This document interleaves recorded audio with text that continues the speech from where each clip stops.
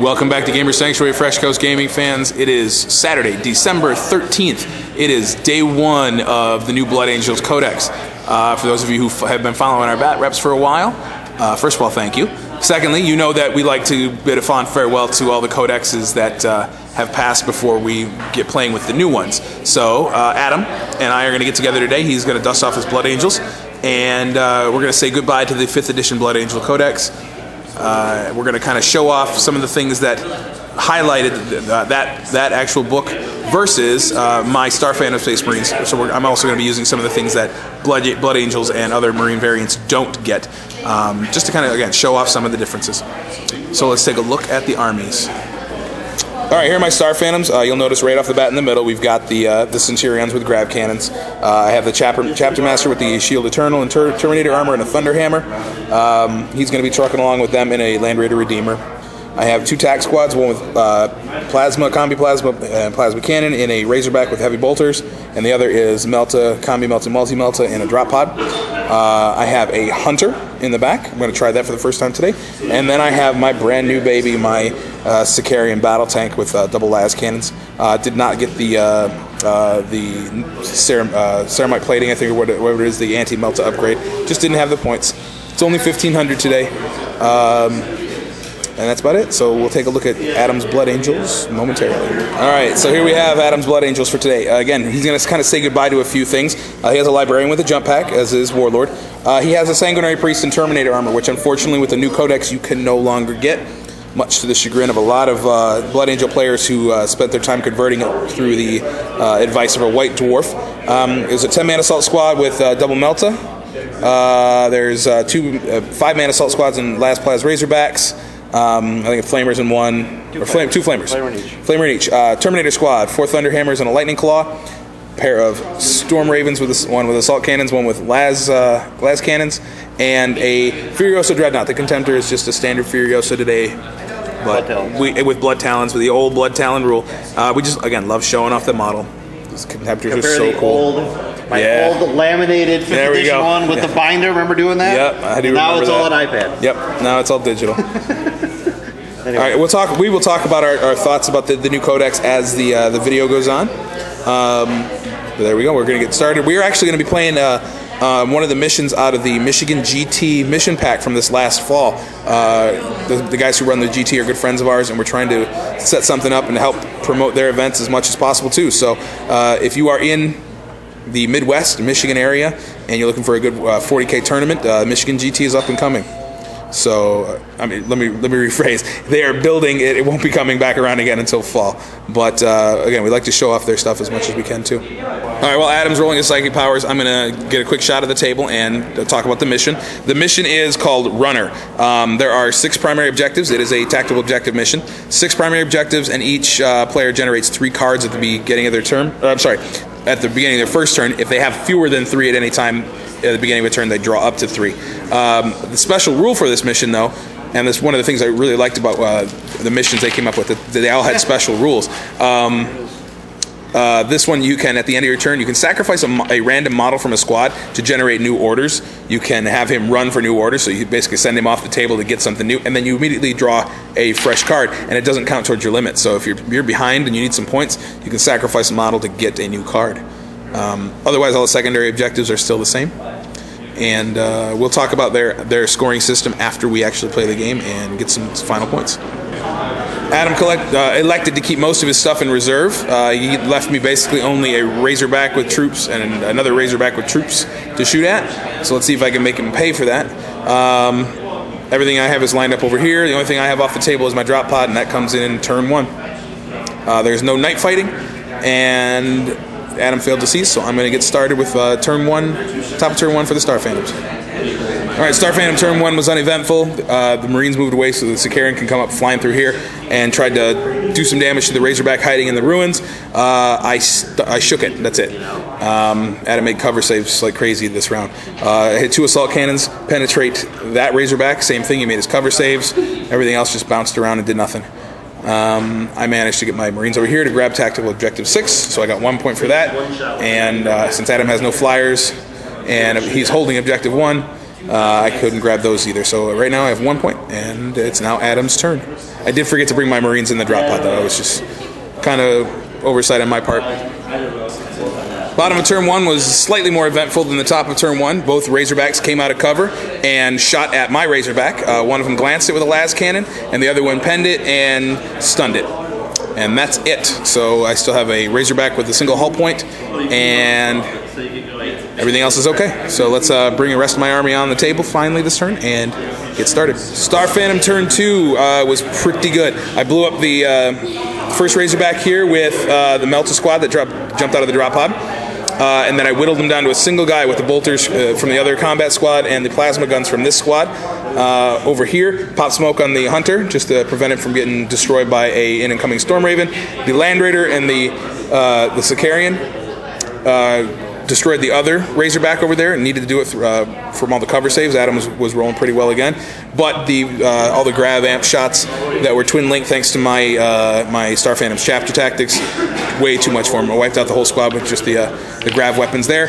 So Adam was down to a single Marine, and I hadn't fired my combat squad back here with the heavy plasma. But as you can see, true line of sight, my plasma cannon guy cannot see that single Marine, so he is safe. Adam doesn't lose in turn 2, so he's hopefully going to get some reserves to come in and do some damage in return. I did grab objective 1 in that building back there, though, so I'm up 2-0. Adam made good use of his Warlord trait to re-roll his reserves because he had to do it 3 different times, but everything eventually did come in. These Assault Marines tried to land close enough to that objective to contest it, but they scattered too far back. Librarian tried to Psychic Shriek them, but I denied it.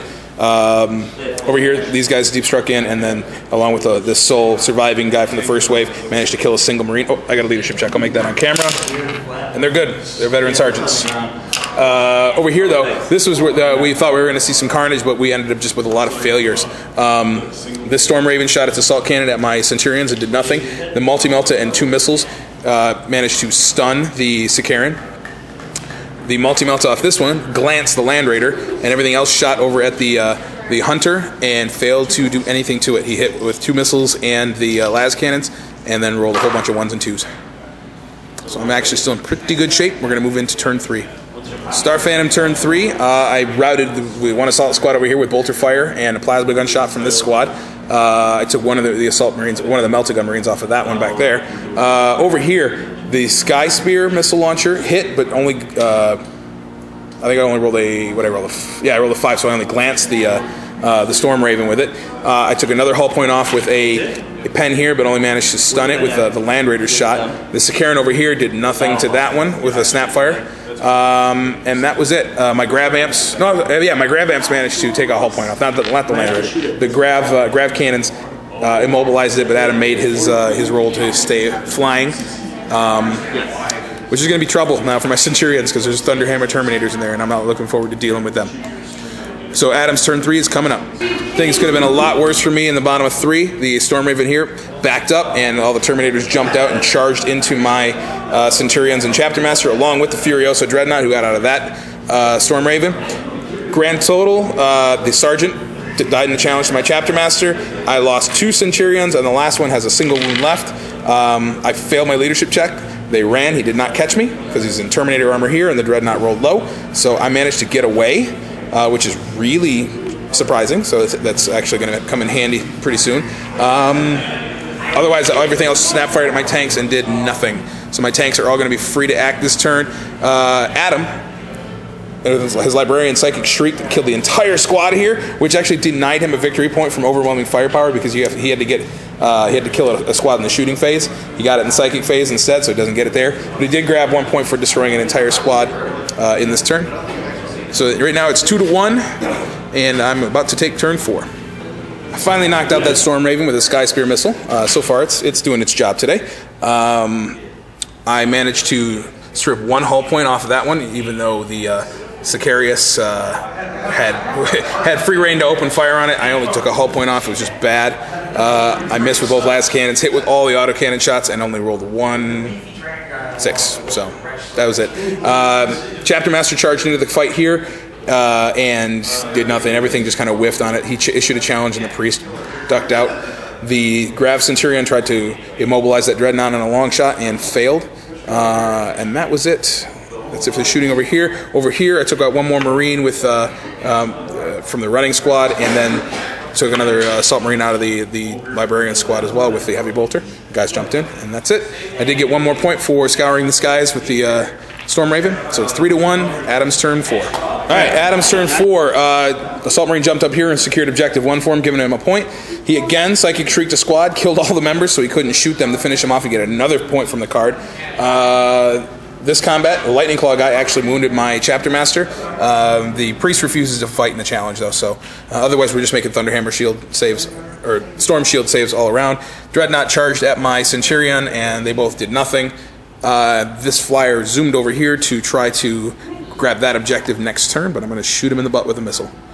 And that's it. Turn 5 coming up. All right, top of turn 5 for me. Land Raider scooched over here, and along with a Sky Spear missile shot at the Storm Raven, but it finally made a Jinx save from the missile, so it is jinking again. Over here, the Dreadnought finished off the Centurion in close combat. The Sicaran had just a clean shot right through that alley between the drop pod and the building, kind of where Adam's tape measure is, and he was able to see a couple of the Marines there, including the Librarian. And thanks to Lookout Sirs and just real bad armor save rolls, that entire squad was wiped out by the Sicaran itself. So these guys all shot at that TAC Marine. He went to ground in the ruins and survived. Assault Marine, excuse me. Assault Marine. Over here, my Chapter Master took another wound, and otherwise, that combat's still just going. Bottom of turn 5 coming up. Oh, I grabbed objective 4. I pulled that one out of the deck, and I killed the Librarian for Witch Hunter, and then slay the Warlord also. So now I have 6 points to Adam's 2. All right, here we are, bottom of turn 5. The Thunderhammer Terminators finally managed to kill off my Warlord, giving Adam another victory point there. He secured objective 6 with the Storm Raven over there. He then sacrificed his Lightning Claw guy, as per the mission rules, to draw a card. He actually drew Decapitating Strike, so at the end of turn 6, he's going to get another point because he's already killed my Warlord. So pretty good draw for him, I think. Otherwise now, we're going to move into top of 6 and see if I can't wipe him off the table. Top of turn 6, I missed with the Sky Spear missile, so there's one following this Storm Raven around. That's pretty cool. The Land Raider pivoted so he can get a Flamer shot and Assault Cannon and Multi-Melta. Managed to kill a couple of the Terminators here. I had to choose between the Dreadnought and the Sicaran, or the Dreadnought and the Terminators with the Sicaran, and I shot at the Dreadnought. I'm sorry, the Terminators, killed a couple more of them, but it took the Plasma Cannon and some bolter shots from these Marines to whittle that unit down to just the Priest. Adam made a lot of good Feel No Pain rolls. Over here, Heavy Bolter snap fired and killed that last Assault Marine in the building, and my guys tried to run and grab that objective, but failed. I did not get any points this turn. I drew Secure Objective 1, which I'm moving towards, Blood and Guts, which I really don't have anything left to assault, and Domination, which I'm still not going to get. Because I think it worked pretty well for Adam, I'm going to do the same thing. I'm going to sacrifice one of my guys and draw a card. And it's going to be bottom of 6, and we hope it goes to 7 to get that point. Game is over after turn 6. Adam and I continue our tradition of incredibly close games. This one really couldn't be any closer. We ended up with in a 7-7 draw. I grabbed 1 point for Line Breaker, giving me 7 total. Adam grabbed a point for destroying my Hunter with the Storm Raven. He also grabbed a point for Line Breaker, and he grabbed a point for behind enemy lines. So we got 3 points that turn from just that Storm Raven. Excellent stuff right there. And that was it. He tried to charge and get an extra point against my Marines in the building, but the Dreadnought couldn't make the charge. And that was it. So we tied 7-7. It was an awesome, really close-fought game. I think the Blood Angel units that are here really acquitted themselves well. I don't think we gave the Furioso a chance to use the Blood Claws effectively. He managed to kill, I think, do 1 or 2 wounds to Centurions, and that was it. Other than that, we'll miss the Sanguinary Priest and Terminator armor. He was really helpful for bulking up that unit. Adam made a lot of Feel No Pain rolls. But we're looking forward to Blood Angel's 7th edition codex, and then the Necrons coming up. Jeremy is scoring Death Company. Yeah, that's the biggest highlight so far. Yeah, so far for Adam, because Adam has a lot of Death Company. He's got a beautiful Death Company Land Raider, a lot of Death Company troops. So we're looking forward to that. Cheaper Death Company too, and cheaper Sanguinary Guard for Jeremy's Nipple Wing. So we are really, I think, after a couple reads and some initial panic, we're starting to find some really cool stuff in this Blood Angels book. And I think we're starting to see, especially in relation to other 7th edition books, how GW is starting to put everything in line. Once I think Eldar, Tau, and Necrons get brought back into the same fold, we'll see a lot more balance in this game. But until they do, they're all going to be pretty good. And like I said, though, Necron's coming up pretty soon. We are hearing rumors that they might be out before January. That's pretty darn cool. Anyway, thanks for watching. Hopefully the next Bat Rep we do will have 7th edition Blood Angels in it. And we might be doing a farewell to Necrons versus 7th edition Blood Angels. Who knows?